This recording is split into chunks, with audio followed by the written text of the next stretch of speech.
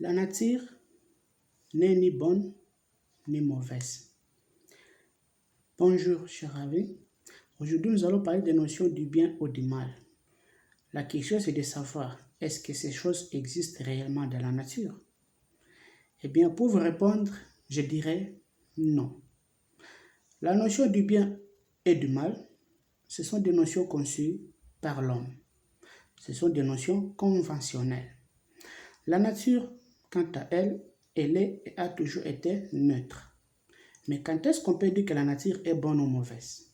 C'est l'observateur, la personne qui observe, qui apprécie ou qui n'apprécie pas. C'est lui qui peut se permettre de dire que la nature est bonne ou mauvaise. Si nous entrons dans la Bible, après la création de tout ce que Dieu avait créé, lui-même, en contemplant, il a dit que tout ce qu'il avait créé était bon. Mais cependant, quand il créait, tout cela n'existait pas. Toute l'histoire des biens ou des mal n'existait pas. C'est après avoir créé qu'il a trouvé que c'était bon. Mais cependant, plus tard, dans le désert, une fois qu'on avait libéré les Israélites, quand Moïse était en train de communiquer avec Dieu au mont Sinaï, vous allez attendre que de l'autre côté, les gens commencent à pratiquer l'idolâtrie. Mais quand Dieu avait découvert cela, la contemplation avait directement changé. Et vous attendrez par là que Dieu s'est dit, je me répands d'avoir créé l'homme. Et il était prêt même à le détruire jusqu'à ce que Moïse lui demande de se repentir de cette idée-là. Et heureusement, ils avaient été épargnés. Par là, vous comprendrez que même Dieu lui-même, après avoir créé, il avait apprécié. Mais plus tard, à cause des bêtises de l'homme, l'appréciation avait disparu. Et il s'était repenti de cela. Donc, l'observateur change tout simplement. Parfois, il apprécie, parfois, il n'apprécie pas. Maintenant, quand il apprécie, on dit que c'est bon. Quand il n'apprécie pas, on dit que c'est mauvais. C'est ça la notion du bien et du mal. Ce sont des notions qui sont relatives. Et nous, les hommes, on n'y échappe pas. Nous avons conçu ces notions pour nous permettre de voir et d'observer et de comprendre ce qui est autour de nous, donc la nature. La nature, elle est neutre, elle n'est ni bonne ni mauvaise. Je vous donne l'exemple. Ça fait longtemps qu'il y a une sécheresse quelque part et les gens ont besoin de la pluie. Certains même se mettent à prier pour qu'il y ait de la pluie. Et heureusement, la saison de la pluie arrive et commence à pleuvoir. Maintenant, les gens s'attendaient à ce que ça fasse 1 ou 2 journées, mais malheureusement, ça fait maintenant plus de 2 semaines qu'il pleuvait tout. Les gens ne s'attendaient pas à ce que la pluie dure longtemps. Au début, quand la pluie commençait, ils ont apprécié. Ils ont eu ce qu'ils voulaient. Ils ont séché la pluie pendant longtemps. Et là, ils ont trouvé. Ils étaient contents. La pluie était bonne à ce moment-là. Mais après avoir fait 2 semaines, ils ont fini par comprendre que ça a bouleversé leur programme.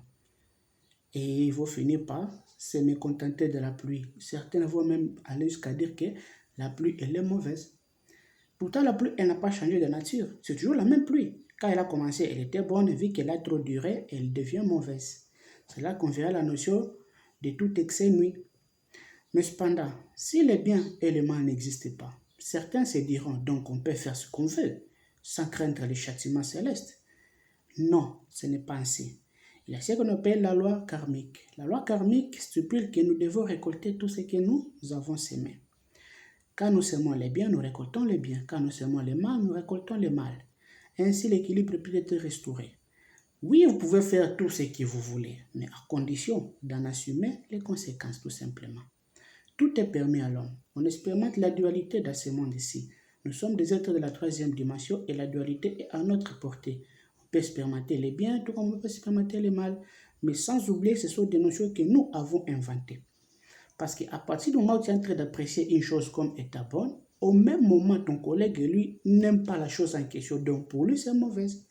Maintenant, est-ce que la chose est bonne ou mauvaise? Non.